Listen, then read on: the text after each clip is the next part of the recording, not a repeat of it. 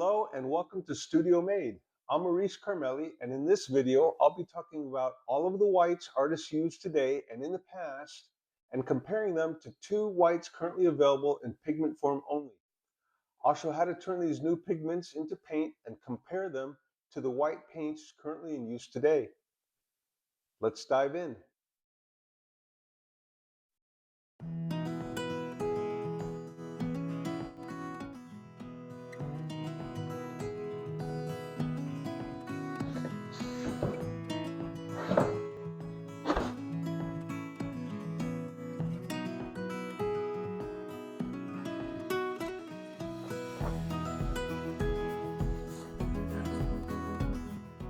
But before I show how to create calcium white and zirconium white paint, the two new pigments which are the subject of this video, let's examine the different whites found on artist palettes both today and historically. The first white we'll talk about is lead white, and then we'll come up to whites that are more recent. But for lead white, we really have to go back in time.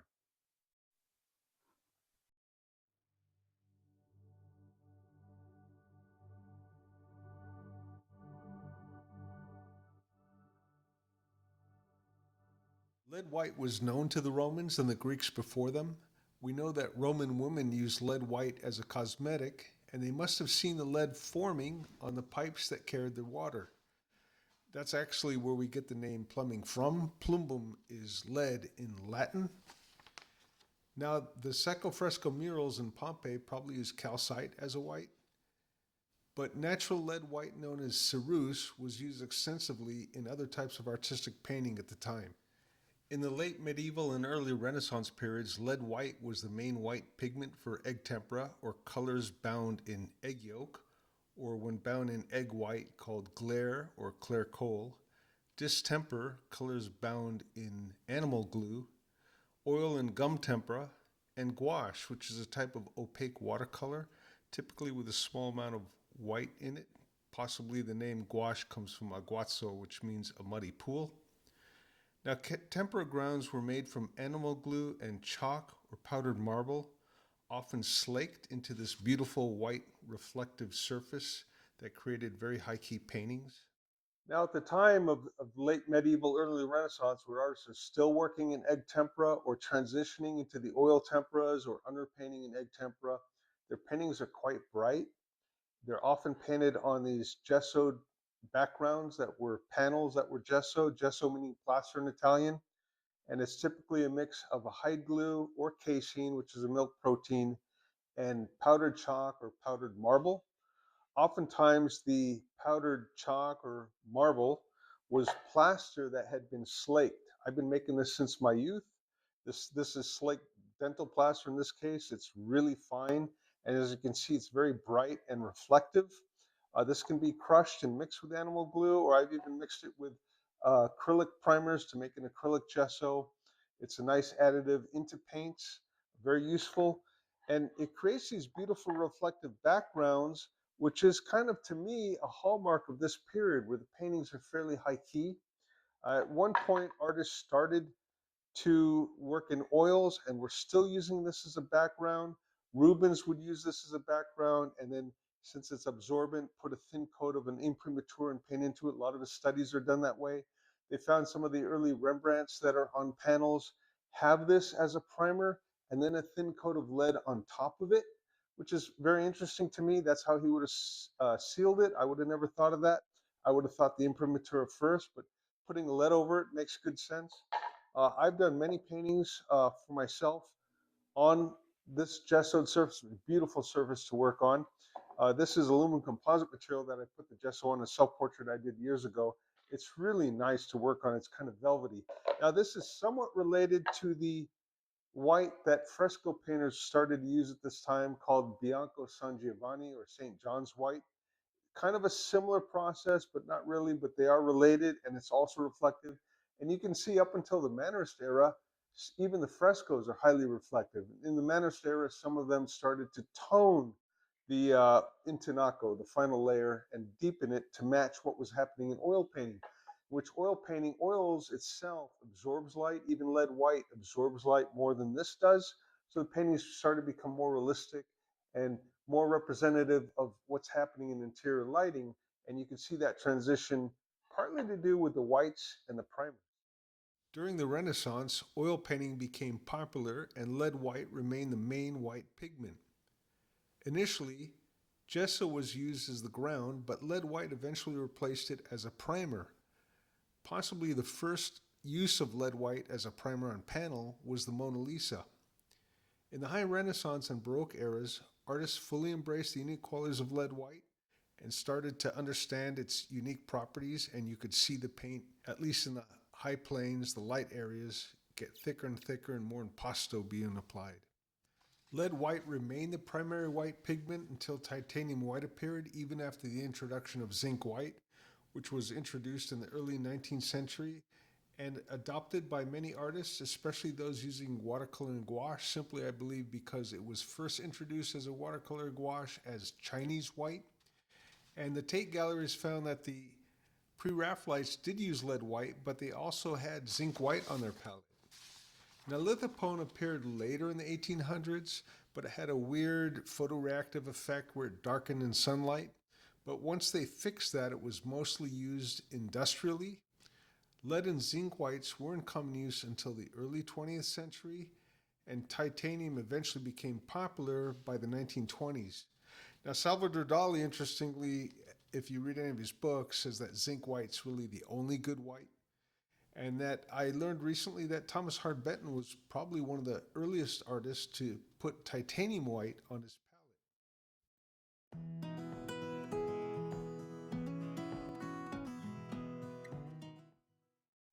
Now I'm going to start making paint, and I'm going to show the full process, but I'm going to speed it up quite a bit in editing. But if you want to see the full process, mostly uncut without any narration, I'm going to extract a separate video for that and show the whole process.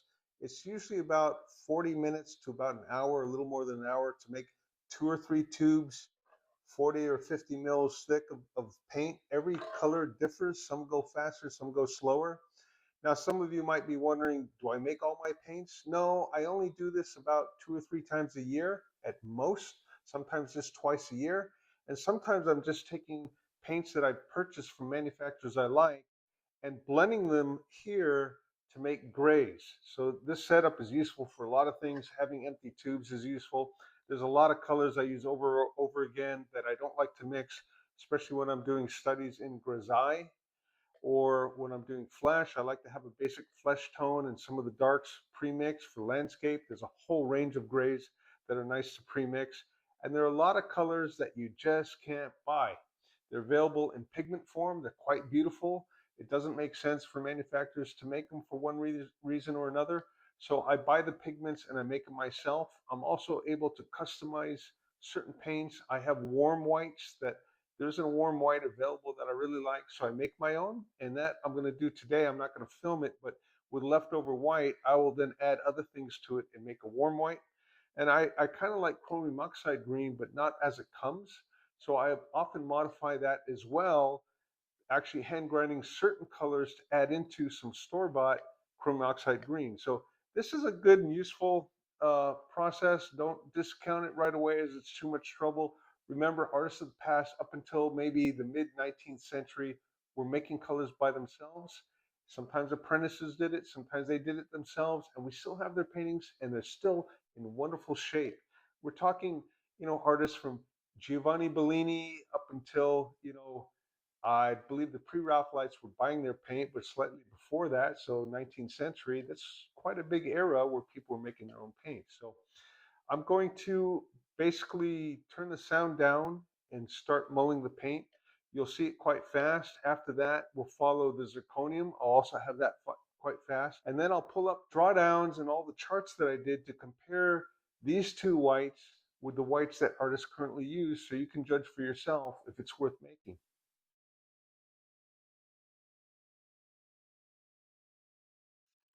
Now, some additional supplies that you want to keep on hand for paint making. For gouache, obviously, you're going to need a binder. Traditionally, the binder is gum arabic or gum Senegal. I prefer Cloucel, which is sold by Kramer Pigments, no affiliation, or the New York Pigment Company, no affiliation. The other thing to add to gouache, which is totally optional but does help a little bit, is diluted honey called hydromel, which is a humectant, or it helps to retain moisture in the paint. But those are the only things you need for making gouache. It's really easy. You're going to need empty tubes for both oil paints and gouache. They're fairly inexpensive, good to have on hand even for making mixtures of tube paint like grays if you need. And for that, I typically just have 40 mil tubes. I used to buy little tubes for leftover paint. I find it's a waste of time that the larger tubes aren't that much more money, and they're nice to have. I usually buy them a dozen at a time. They're sold at a lot of the suppliers that I have listed in the link on my blog, or they're even found online. Now, spatulas, large palette knives, drywall putty knives are for scooping up paint. You're going to need those. You might have those on hand already. Canvas pliers, used for stretching canvas. I use for crimping the tubes at the end. They work perfect for that. And it's nice to have a series of different additives on hand when making oil paint to alter the texture, to improve it, to change it. I have ground glass. I also have barytes or barium sulfate. I have powdered calcite. I have powdered bentonite, organoclay, powdered marble, various gelled mediums to help stabilize. They're usually made with castor wax and some fume silica. That's what creates the gel, and or sometimes they have both. I don't like having fume silica on hand because they don't sell small amounts, so I just buy the gels. Many manufacturers make them. Most of them work pretty good. If you want to make a fast drying paint, you add a gelled alkyd to your paint. I typically add one called Oleogel from Rublev, no affiliation, or their epoxide is amazing. It helps to somewhat cut back the sinking in of certain paints. And there's a few other items, but a lot of what you need I've already mentioned, and that should cover everything. It's a very simple setup. Once you're set up, paint making's pretty easy.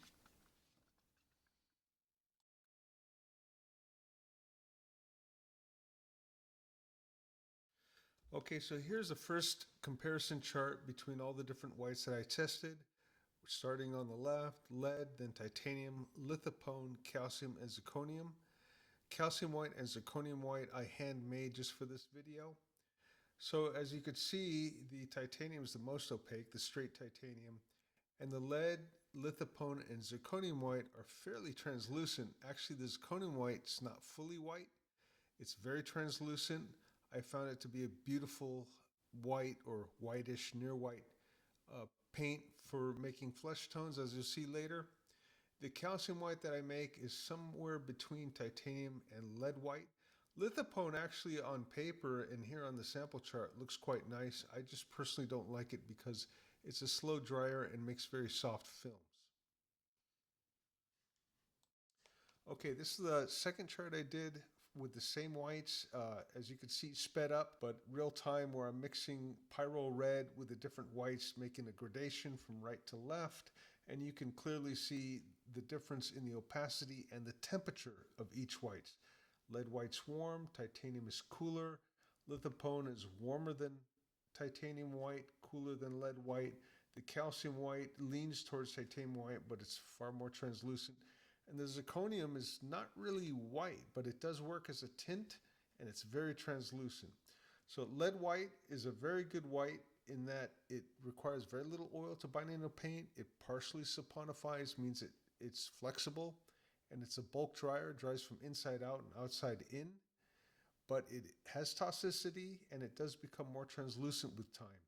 Titanium white does not become more translucent with time, but it forms kind of weak films. It's kind of brittle. It's very cool, and you can produce chalky mixtures if you're not careful, but it is a nice clean white. Lithopone on paper looks really good, like I said before. It checks all the right boxes, but it produces soft films and it's a slow dryer. But as you can see, it produces nice tints. It doesn't overpower the pyro red. Calcium white for me is my favorite white right now, and I am going to add zirconium on there. Um, you can make it weaker if you don't put titanium in it. I have a little bit of regular titanium mixed into it. So it does lean a little closer to regular titanium, but it's not nearly as strong as opaque as regular titanium, and it's a little warmer. Now, zirconium is a beautiful white or near white for mixing flesh colors and dark tints. And I hopefully that you can see here on screen, there's quite a difference between these different whites. And finally, here's a color chart I did of zirconium white for my blog. And on the far right, you can see the flesh tones I made with zirconium. Quite easy to do. It's a quite wonderful addition to my palette, specifically for doing flesh tones. Well, thanks for visiting with me today, and I hope I piqued your interest enough that you'll go out and purchase these pigments and try making the paint yourself. I think you'll be very pleased. And if you feel I left something out, if you want to add something, if you have a question, please leave a comment. I'll do my best to respond. And while you're at it, like, subscribe, and share. And I'll see you again soon on Studio Made.